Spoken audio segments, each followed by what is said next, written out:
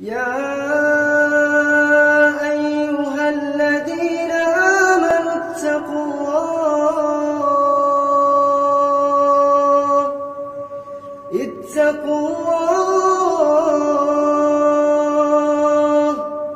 اتقوا الله ولتنظر نفس ما قدمت لغد واتقوا الله